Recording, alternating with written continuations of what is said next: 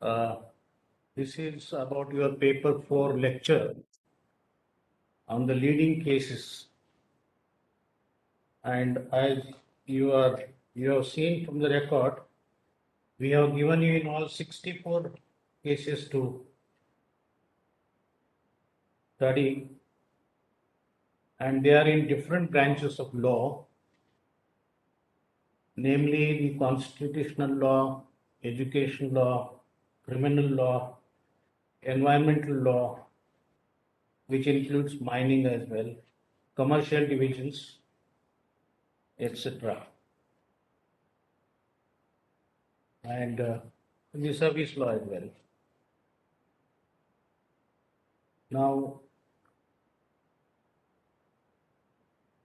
in terms of your preparations, what we will expect is basically your understanding of the law on the basis of the facts of a given case and your application of mind. Now, once you have gone through the entire reading of these cases, you will also note that the reading may not be just limited to 64 cases. Your reading may be even beyond these 64 in as much as, for example, if you take the case of Jarnail Singh, 2018 of the Constitution Bench.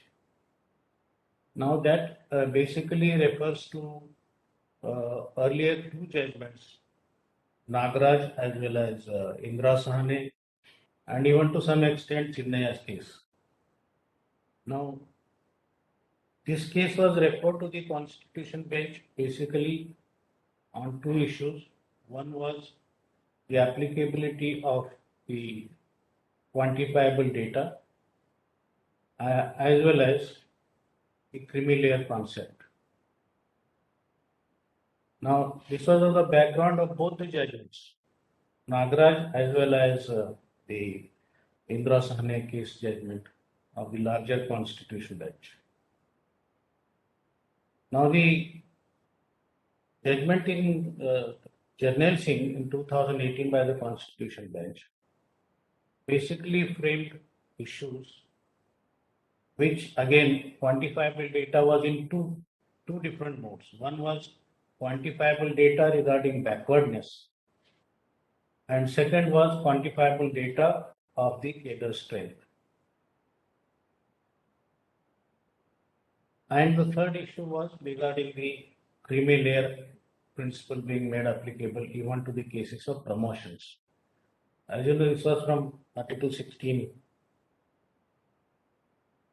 4, 5, Amendments 4A. And Nagaraj decided the constitutional validity of these amendments, incorporating reservations in promotions as well, and further carrying forward the quota, which is to be filled in. And therefore, the Supreme Court, the last line, while deciding the constitutional validity in the last paragraph, also said that the doctrine of creamy layer will be applicable to promotions as well.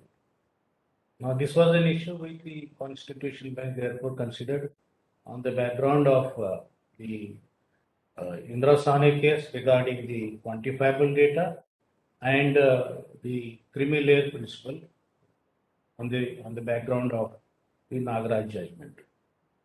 Now, the Supreme Court held that, look, as far as the quantifiable data is concerned, the Indra Sahane judgment was very clear that as far as scheduled caste and scheduled tribes are concerned, the quantifiable data of backwardness does not apply. But however, the cadre strength will have to be examined because it's always subject to availability of the vacancies and all that. There must be a study on quantifiable data of the cadre strength. But the Supreme Court also came to the finding that the creamy layer principle will apply for promotions as well, despite the fact the Indra Sahane judgment was on different lines as far as this issue is concerned. But the Supreme Court has answered the issue of this creamy layer in a different way, said that constitutional courts are not debarred from uh, coming out with these requirements so far as the creamy layer concept is concerned, having regard to Article 335 of the Constitution, efficiency of administration and all that. And that is how now it is a subject matter of the government of India, how they will, because the before the three-judge bench also, this issue, the issues which were framed by the learned Attorney General were basically confined to the decision of the Supreme Court. And one of the issues was not this as to how this is going to be implemented. Probably it is for the government of India to come out with different measures and how they are going to implement, the government of India as well as the state government. What I was trying to tell you was that look, the Jarnail Singh judgment as such makes you read the earlier judgments as well. So similarly, in all other cases also, it is not necessary that, for example, Antulle's case. Now, Antulle's case, there are three cases of Antulle, 1984, 1988 and 1992. Now, we have given you case range of 1988 judgment of Antulle's case. And there may be references to earlier judgments as well. Similarly, if you see this Sarda case, Sharad Sarda case, which is basically on the principle of circumstantial evidence and the chain of circumstances being complete without leaving any doubt that he and he alone or she alone is the accused who has committed the crime. That judgment refers to number of earlier judgments also. So you will have to at least familiarize yourself on the earlier judgments as well. For example, this Shivaji Bobde judgment of 1973, being often quoted by of late by the Supreme Court in deciding even the death cases based on circumstantial evidence. And para 19 therein, if you see that must and may, how the Supreme Court, Justice Krishna Iyer, who rendered the judgment, basically culled out that the test of evidence in criminal law is different from the test of evidence in civil law. And therefore, these judgments, on the face of it, it may not be advisable for you to confine to only reading these judgments alone.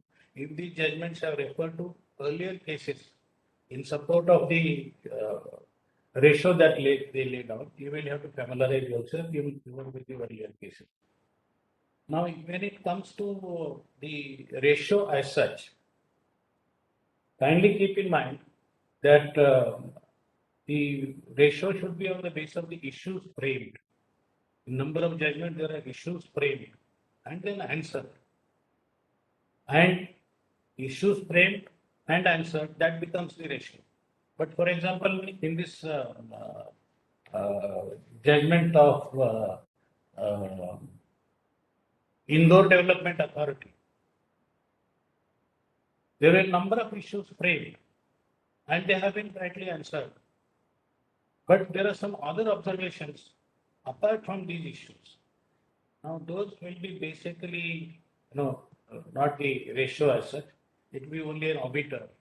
But you will have to sort of understand yourself what are the ratio has to be culled out on the basis of the issues framed by the Supreme Court either on reference or otherwise. And therefore, this also you will have to keep in mind. Now, for example, in the constitutional law, one of the judgments you have been in the list provided is the judgment of Justice Nariman regarding the Speaker's action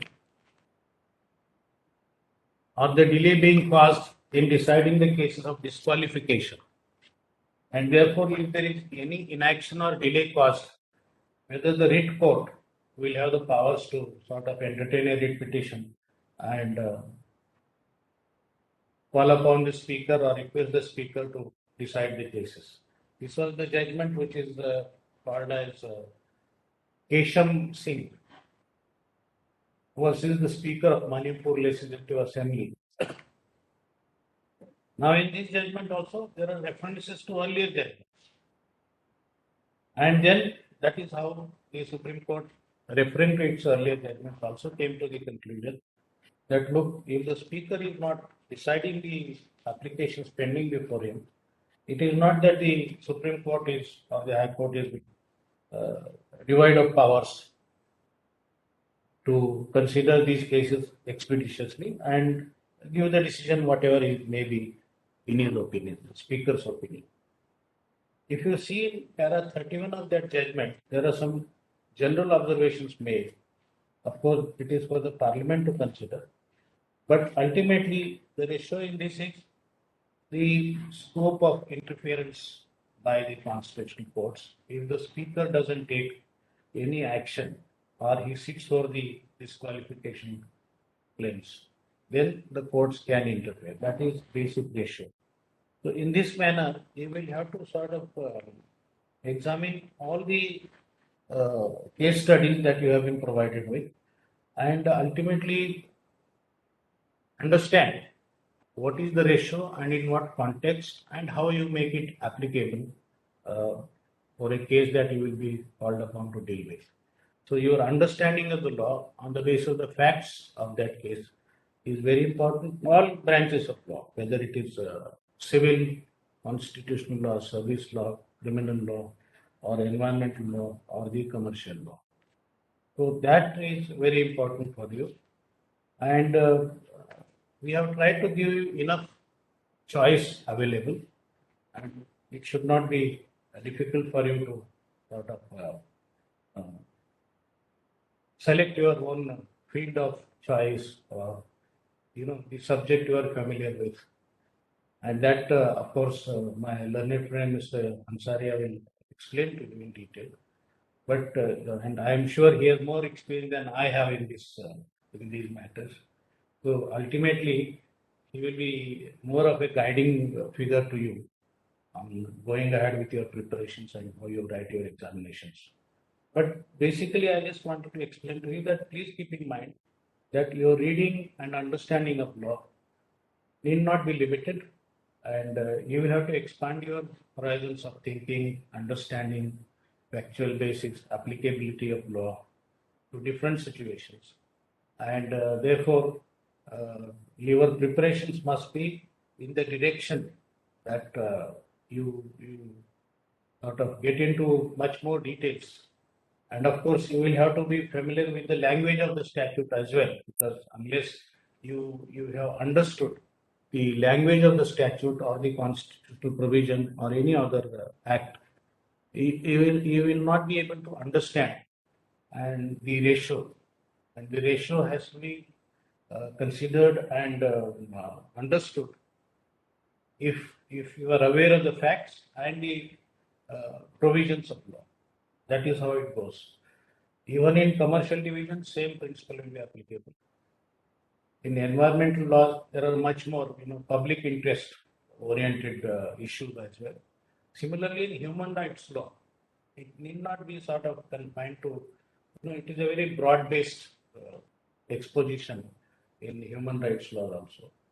From each case, each situation, you may have a different exposition in the human rights law as well.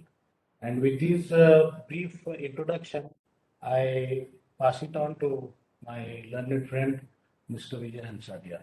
Thank you. Thank you, Mr. Mailapalli, sir. Friends, good morning. And Mr. Mailapalli has explained to you that don't confine yourself to these case laws. Broaden your horizon. And don't read it only for the purpose of answering the examination. If you know these 64 case laws, you know almost the entire branch of law. And in the Supreme Court, we are in the Supreme Court. Supreme Court, you're not confined to a particular branch of law. For example, if you go in the trial courts, you have an income tax, you go to criminal side. But in Supreme Court, you are expected and you are required at least to have a basic principles of all branch of law. More importantly, the Constitution, and then CPC, CRPC, commercial cases, etc. All branch of law, you must familiarize yourself. And I get this opportunity to read and reread these judgments. You always find a new horizon, new line of thinking. And as Mr. Marlapalli had told you that we have modified the list in a big way. Idea is that you must be updated. You will find in the list 64 cases last at least 15 to 20 cases are last up to 3 years. So just see the latest case laws and then go back. If you see the latest case laws, you will understand the earlier case laws also, earlier principles also. So let us start with one of the problems which now presently is facing is tribunalization. Now, how did the concept of tribunalization come soon? It was introduced by the Constitution 42nd Amendment Act by inserting Article 321A, 321B. Then the question arose whether these tribunals can take away the jurisdiction of the High Court. Earlier, SP Sampath Kumar in 1987 said, yes, it is a substitute of High Court. And if it is substitute of High Court, two things are very important. One, you must have an independent judiciary. The selection process is very important. And why did the tribunalization came for the first time in 1976 by the 42nd Amendment? Because it was found that the cases are delayed, it can be speeded up, and there are always specialties. For example, in tax, somebody who knows more tax, so it can be a technical member to take the specialties. You have service laws, you have experts in service law, you go there. So there are two twin purposes for creating the tribunals. One, speedy justice, another, specialization. And most important is that of both the things can be achieved only by an independent adjudicating authorities. If they are not independent, if they are subserved to the government, because it is ultimately in all these cases, other side is most of the time government, a concerned department. If that concerned department has the role or has the more say, then that is not an independent authority to adjudicate. So as I said, and as you must always compartmentalize these 64 cases in various headings. For example, under the heading of tribunal, you have 3 cases. One at serial number 9, L. Chandrakumar, one at serial number 55, Roger Matthew, and one at 64, Madras Bar Association. Just read them together. Don't read independently 1 to 64. Read 9, 55, and 64 together. They are all on tribunal. L. Chandrakumar said, overruled the earlier view and said that the High Court will have the power because High Court power is a part of basic structure, is part of judicial review, and you cannot take it away, that part of the judicial review by the High Court. So it reversed the earlier decision and now said, yes, tribunal would be there, Administrative Tribunal Act are there, central administrative tribunals are there, and their order would be subject to judicial review by the High Court under Article 226, but it should be by a division bench. Then question arose. In 2017, the central government made a uniform tribunals and appellate tribunal provisions. Question is, who will select them? Whether it's independent body. The provision was that the executive has a larger say. Supreme Court struck it down, said that the independence of judiciary is important. If you are taking away the power of the normal court and conferring on a tribunal, it should be on the same parameter. The confidence of the people should be same parameter and they must be independent. And that's why they said there must be a selection cum search committee, which should be there and which must comprise of the Chief Justice of India as the head and other authorities which will have a more say by the judiciary and not only of the executive. Dominant role would be of the judiciary.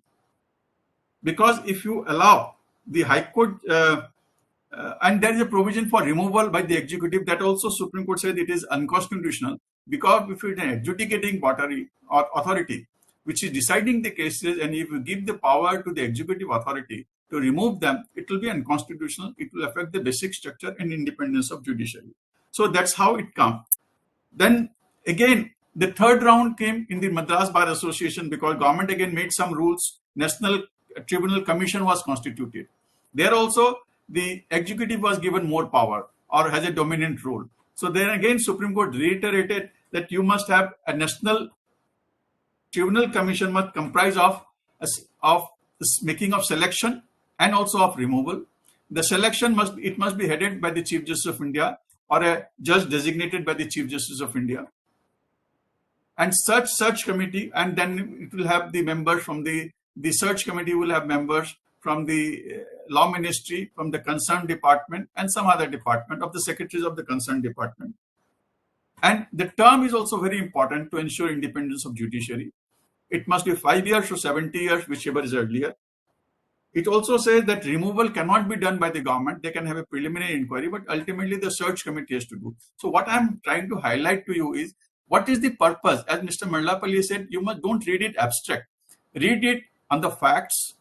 What are the relevant statutory provisions, and what is the ratio? These are the three important ingredients of any case, any leading judgment. On what fact the case arose, what are the relevant statutory provisions, and what is the ratio? And try to go into the reasoning. That will add your mark, and that will help you in arguing before the court also. As I said, don't read it only from the perspective of examination. Read it from enlightening yourself, enlarging your horizon of knowledge, and that is how you will learn these cases. Then another important aspect is, again, as I said, that there are cases which are on the same subject, there are different. For example, under the IBC, in Insolvency and Bankruptcy Code, there are two cases, 52 and 57. Read them together. Don't read independently, because both are linked to each other. If you read these cases which are in there, you will know what is Insolvency and Bankruptcy Code, which is a very new development and highly required subject. There, the firstly is the corporate insolvency resolution process is there. There is a mechanism provided. Enlighten yourself what is the mechanism, how it is to be done. There is a time limit given. And then in the insolvency resolution process, somebody is to start. There are two categories of creditors. Basically, what is insolvency proceeding? They are creditors, you are not able to pay, and then they come. Then that money is to be recovered. Then that's a resolution, a corporate insolvency resolution process. There are two categories of creditors. One is financial creditor, one is operational creditor. Now, who are financial creditor, who are operational creditor? You must know. Why there is a difference between the two sets of creditors? You must know. And whether anybody has a preferential right or other has a lesser right, you must know. You must also know that there is a time limit given for resolution, insolvency resolution, dispute resolution process. A statute gives a 330 days, but whether that is absolute, whether that can be extended, if yes, on what principle, at what point of time it can be extended, enlighten yourself, and you will know a lot of things. I have read at least 5 times to talk to you, and that has given me, every time I read, I get a new idea about it, and that you can use it while arguing a cases of a similar nature and other things.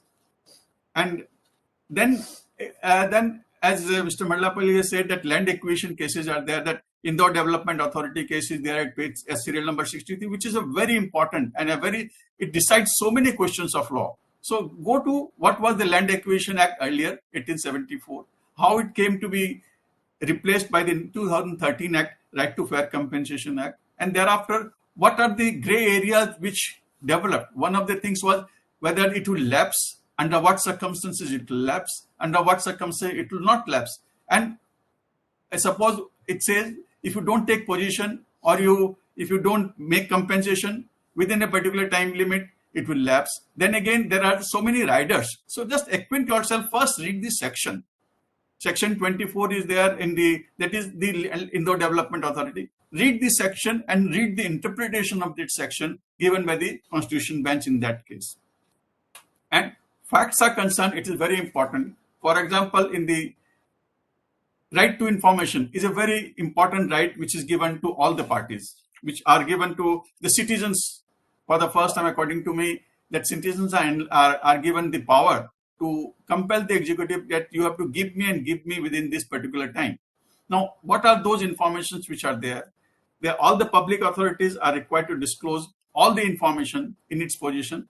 There is only an exception, Section 8, certain exceptions which cannot be given. So read what are the provisions of the section, what are the facts of the case at serial number 56 that was required. There were 3 or 4 or 5 things perhaps. One was whether the selection mechanism which is given for the appointment of judges between there's a correspondence between the executive and the judiciary, between the Chief Justice of the High Court, within the Chief Justice of the Supreme Court, whether that should be disclosed in public interest, whether assets of the judges are to be disclosed. So the courts said, yes, you must disclose everything except those comes under Section 8. Under Section 8, there are two categories. They're largely in public interest, larger public interest, for example, friendly relations with foreign state, defense affairs. Their knowledge, the public authorities know, but that cannot be disclosed. There's a complete bar. Another bar is between the fiduciary relationship. Somebody has given, an employee has given some information to you, whether you can disclose, because it affects the right to, you may know it, but it affects the other person's right to privacy. For example, in the selection process, so many things are given. His income is given. His personal details are given. His marks are given, which his medical records are given. That may not be necessary for you, necessary for the public to know, because there again, it affects the confidentiality. And as you know, that the right to privacy has now been recognized as a constitutional right. It flows from Article 21, and it has been said it is an inherent, inalienable right.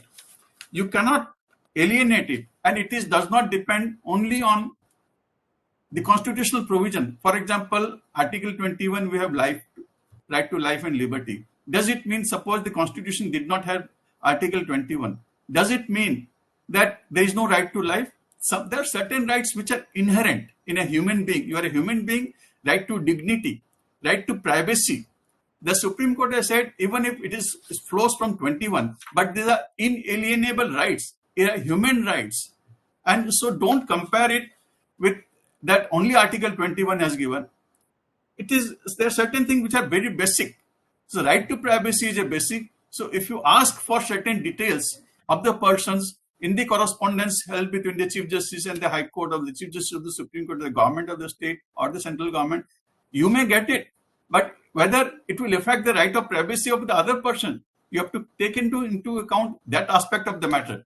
So, but wherever there's a larger public interest involved, that prevails. So there the Supreme Court has said, yes, all these informations may not be given, but so far the assets are concerned, there's a larger public interest involved of the judges.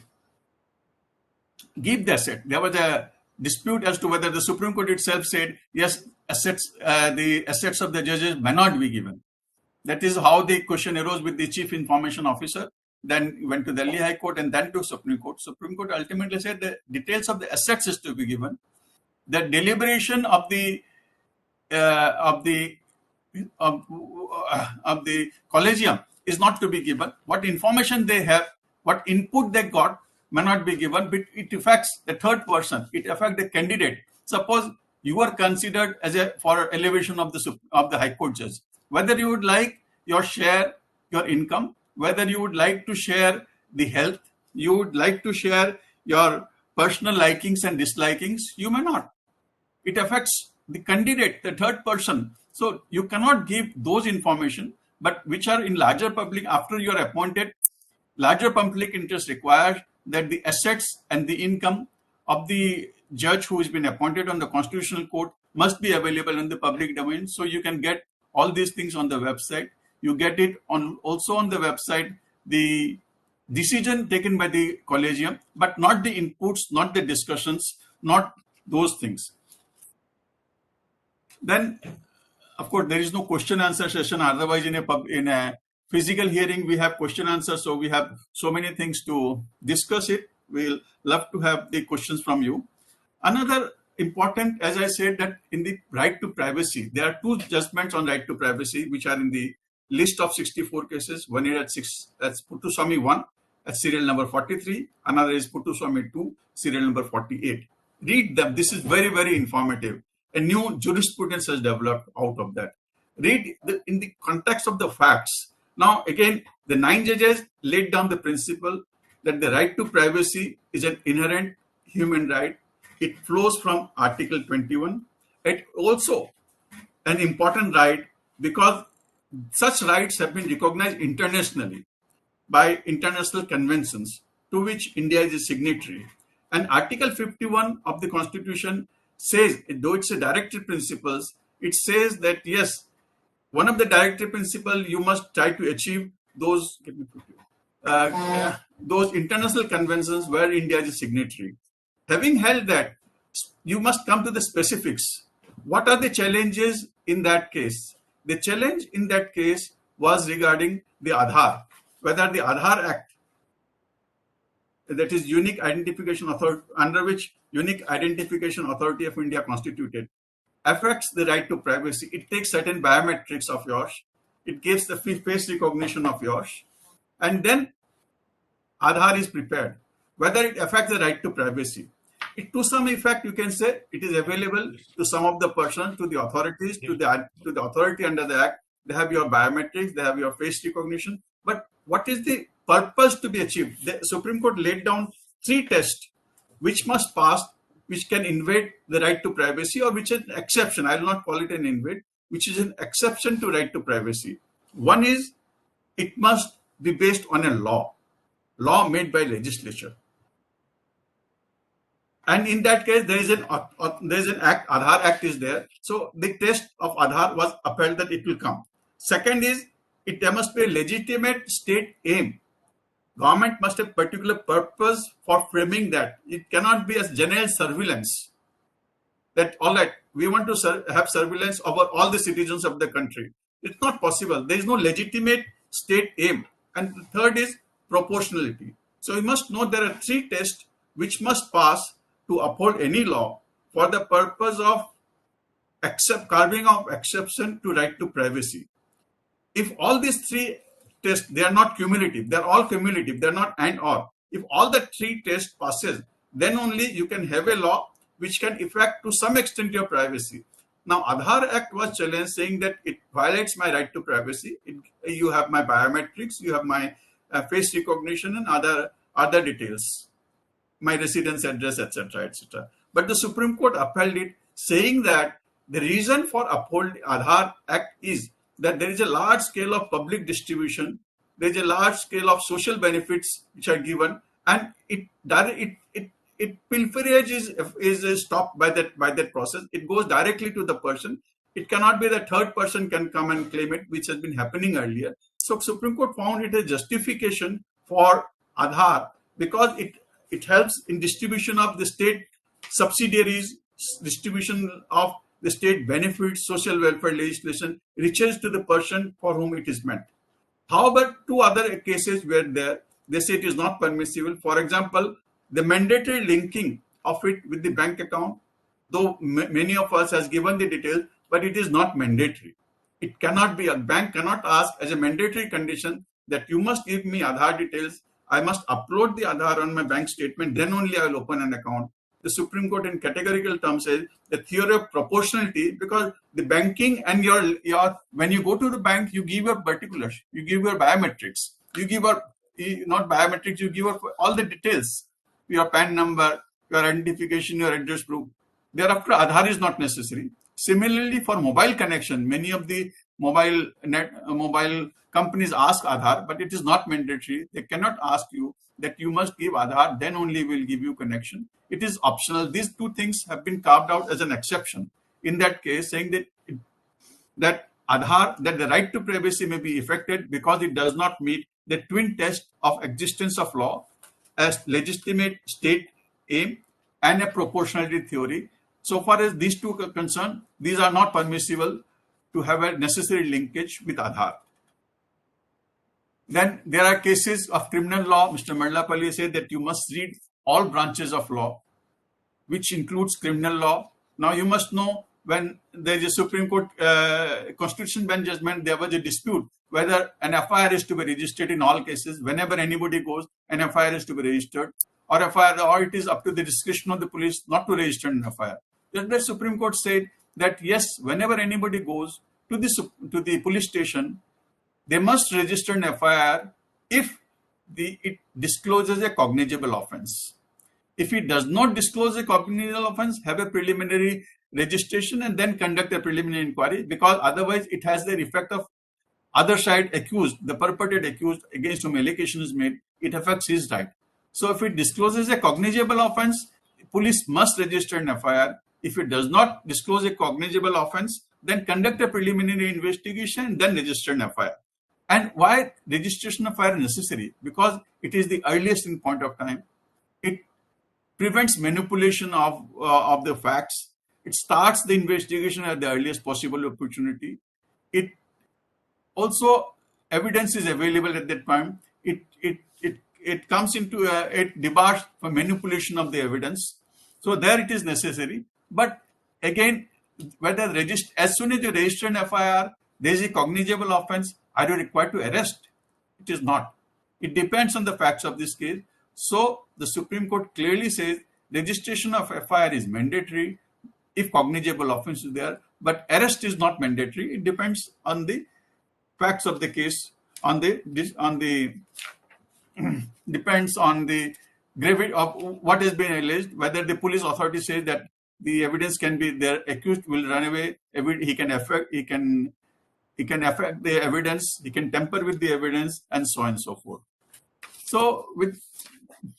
So as I've been repeatedly saying, understand the principles that will help you in the examination definitely, and that will help you in the longer run for your profession also. See the basic principles. For example, another basic principle, you always run to the 226, a contract is awarded, an evaluation is done, you run to the High Court saying that it is wrongly done. But High Court is not an appellate authority. It just sees the decision-making process is correct or not. It does not substitute its own views. There's a judgment, old judgment at, I think it's serial number 9, serial number 45, regarding Ujjain Municipal Corporation. What is the scope of 226? It refers to a large number of earlier cases. It concises or recapitulates the entire provisions of 226 jurisdiction vis-a-vis contract law. Now, in all contractual matters, there are two parties who has entered into a contract. One party has evaluated the contract, given the contract, but you cannot go to the court and say, no, they have wrongly evaluated the contract. What decision they have taken is wrong. On facts, High Court is no one to see. It depends on the parties.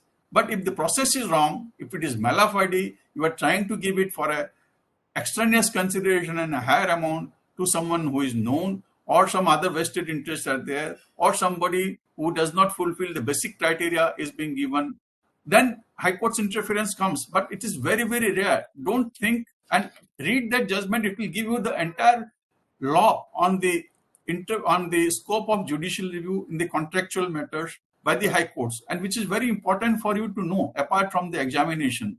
You must know, because apart from Supreme Court, in the High Court, most of the cases, there's a dispute between the parties, there's a contractual dispute in the parties. So you must know to advise your client whether you will go in a writ jurisdiction, you will go in a suit, or you will avail some other remedy if available.